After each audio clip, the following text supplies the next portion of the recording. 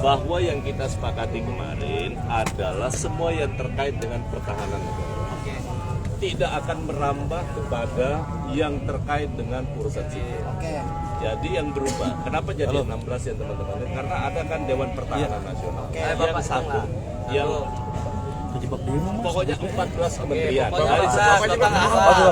Ini saya pertanyaan saya Pak, itu ada rencananya makanan bergizi gratis tuh. Itu mau ditempatin sama tentara juga. Ini kok bisa makanan nggak enak dipukul tentara gimana? Ada ya Pak.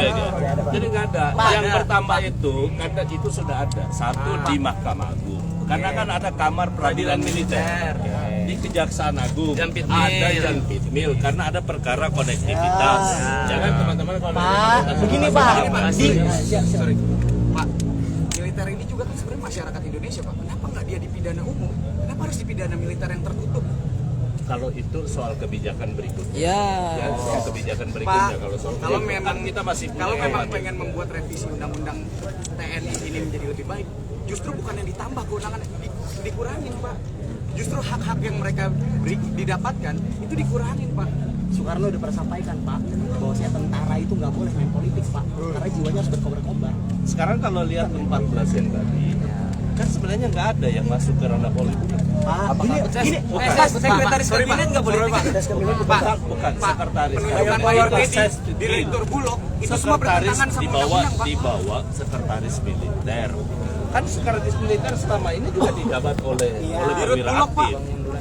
Dirut Bulog Kan sudah dibilang kalau di luar itu wajib mundur. Dia nggak mundur Pak. Bukan nanti. Ini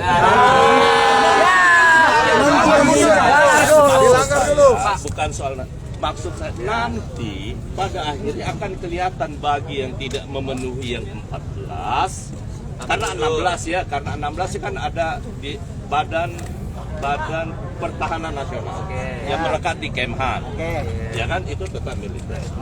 Kalau ada yang di luar yang 14 itu masih akan menunggu, pasti mundur, nggak mungkin nggak, karena undang-undangnya menyatakan harus mundur. Nah ini Pak, gini Pak, sorry, mohon maaf Pak, undang-undang nggak perlu maaf saya Pak. Undang-undang TNI sebelumnya aja itu dengan penunjukan mayor TNI di direktur Bulog itu udah bertentangan Pak. Sekarang kalau misalkan revisi undang-undang yang dilakukan makin banyak Pak. Dengan penunjukan itu aja udah bertentangan. Ini Pak, Indonesia itu negara tidak mungkin Pak. Gibran nggak pas aja itu bisa naik. Ya ini Pak. Gimana soal TNI? Jadi gini. Jadi letkol dia. Bukan. Kalau saya jawab sesuatu yang bukan substansi. Bapak Prabowo. Undang-undang TNI mengatur kita khususkan akhirnya ada tertutup. Itu kan menghambat investasi Pak. Yang hari ini sampai kita mengalami inflasi karena ada undang-undang TNI tadi Pak. Itu harus jelas loh Pak. Emang ketika pertarungan elit menguntungkan kita sebagai rakyat, sama sekali nggak menguntungkan loh. Undang-undang TNI Polri membuat inflasi kita hari ini. Terus TNI gimana jawabannya? Silakan jelasin kita. Kenapa nggak mundur? Apakah karena anak saya kan Prabowo atau gimana? Anak apa pasangan? Apa kenapa? Ini harus jelas loh Pak. Pengadilan tertutup loh. Itu fondasi Pak, fondasi supaya Teman-teman investasi percaya bahwasannya ketika melakukan investasi di Indonesia tidak terjadi korupsi. Kalau ini dipraktekin apakah menguntungkan undang-undang TNI? Menguntungkan buat siapa pertanyaan? Pak, semua yang dipimpin militer udah ada contohnya Pak. Myanmar tuh pimpin militer Pak. Akhirnya apa, perang saudara?